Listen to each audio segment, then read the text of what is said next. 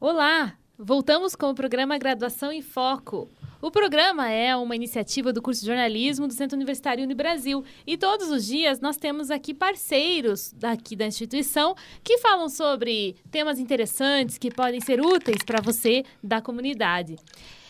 Hoje, nosso parceiro é o curso de nutrição e eu estou aqui com a aluna Mayra Andrade. Tudo bom, Mayra? Tudo bem. E ela fez um levantamento de informações sobre a questão da doença celíaca com as colegas dela, a Priscila Kozer e a Nayara Stephanie. E nós vamos falar um pouquinho sobre isso. Eu sou a Elaine e acompanho vocês nessa entrevista. Então, Priscila, Mayra, o que é a doença celíaca? Bom, a doença celíaca ela é uma doença autoimune que afeta o intestino delgado, interferindo diretamente na absorção de nutrientes essenciais ao nosso organismo, como, por exemplo, o carboidrato, as gorduras, as proteínas, vitaminas e sais minerais, e a água também. Caracteriza-se, digamos assim, pela intolerância permanente ao glúten em pessoas geneticamente predispostas. Uhum. E o que seria o glúten, então? Bom, o glúten ele é uma proteína que está presente naturalmente em muitos cereais, como o trigo, o centeio, a cevada, a aveia. Lembrando assim que a aveia ela tem e não tem glúten. Isso se deve por conta de uma contaminação cruzada, ou seja, devido à produção ser feita no mesmo local onde é produzido o trigo, e o centeio e a cevada. Só que assim, a aveia pura, livre de glúten, é dificilmente encontrada. Então, você compra o grão puro e está escrito na embalagem que ela é livre de glúten. Entendi. Bom, e quem tem essa doença celíaca, né, mostra que sintomas? Bom, os sintomas, existem 2 sintomas, a clássica e a não clássica. A clássica, ela geralmente é frequente na faixa pediátrica, quando introduzimos a alimentação na faixa de 6 meses a 3 anos de vida. Ela caracteriza-se pela diarreia crônica, desnutrição com déficit de crescimento, anemia não curável, emagrecimento e falta de apetite, a distensão abdominal também, que é aquela barriguinha mais inchada, vômitos e dores abdominais. E a não clássica, ela apresenta manifestações monossintomáticas. E as alterações gastrointestinais, elas não chamam tanto atenção assim. Pode ser, por exemplo, como a anemia, a irritabilidade, a fadiga, a baixo ganho de peso, estatura, ou prisão de ventre. A constipação, ela é crônica. E também pode ocorrer osteoporose antes da menopausa.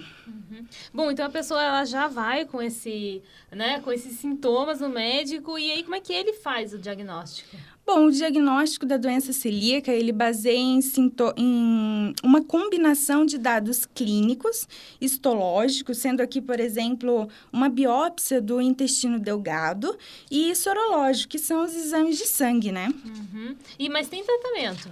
Tem tratamento. O tratamento é uma única coisa. Alimentação sem glúten por toda a vida. Hoje é mais fácil porque tem bastante produtos, né, que você tem no mercado. Sim, assim. sim.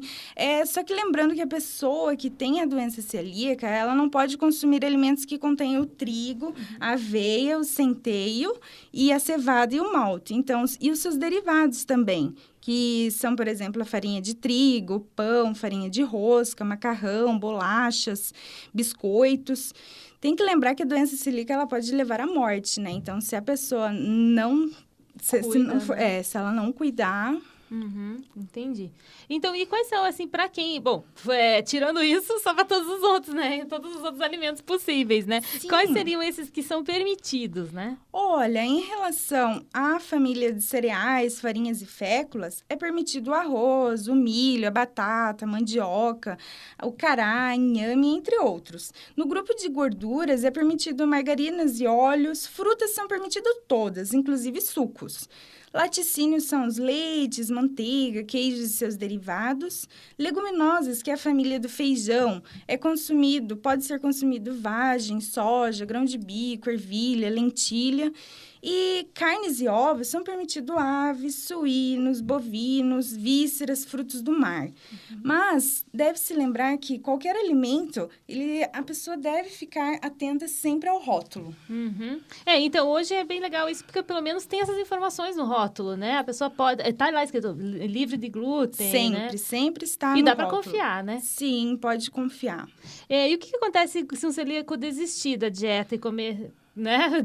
Achar que tá bom, já melhorou, porque muito tem isso, né? A pessoa fala assim, já tô me sentindo melhor. E aí, deixa tudo. Olha, há uma grande probabilidade desse paciente vir a desenvolver um déficit nutricional, como, por exemplo, a anemia, hipovitaminose, ou algum grau de fragilidade óssea, que seria, por exemplo, a osteoporose.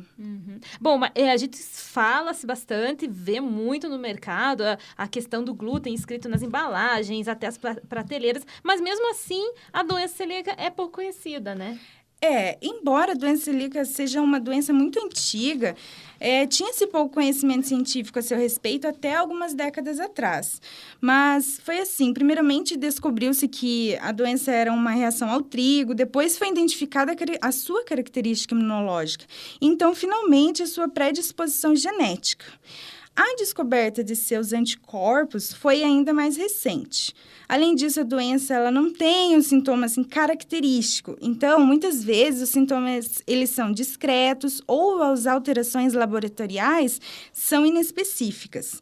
Então, se não houver uma forte suspeita do médico ou do nutricionista para pedir exames adequados, o diagnóstico com certeza torna-se muito difícil. Entendi. E os cuidados que as pessoas que têm essa doença devem ter? Porque são cuidados para sempre, né? Para sempre. Durante toda a vida. Sim, a começar, né, por consumir alimentos restritos de glúten. Então, geralmente, esse paciente ele tem que comprar somente em padarias, supermercados que tenham local separado para produção sem glúten. Ele não deve reutilizar óleo de frituras de alimentos com glúten, pois já estará contaminado. Não colocar também no forno, ao mesmo tempo, alimento que tem glúten com alimento que não contém glúten. E também, em relação aos produtos industrializados, eles têm que cuidar com informações no rótulo. Por exemplo, no rótulo, tem que procurar sempre a inscrição com ou sem glúten e ler também os ingredientes presentes neste rótulo até adquirir o produto. E tem alguns medicamentos também que podem ter? Sim. Existem alguns medicamentos que podem conter farinha de trigo na composição. Então, tem que procurar sempre entrar em contato com o fabricante se houver dúvidas, né? Mesmo com os alimentos, às vezes você tem dúvida, é melhor ligar do que comer. Sim, no rótulo sempre está escrito, né? Mas essas de padarias, assim, né? Que você vai Por isso que tem que cuidar muito com os ingredientes. Procurar saber e ter certeza do local onde você está consumindo, né? Tem que ter confiança no lugar, né? Com certeza. Então, tá bom. Obrigada, Mayra. Eu estive, então, aqui com a Mayra Andrade, né? Ela é aluna do curso de nutrição. E hoje, então, o curso que é nosso parceiro aqui no programa Graduação em Foco, que vai ao ar pela Rádio Web no Brasil e também pelo nosso canal no YouTube. Até o próximo programa.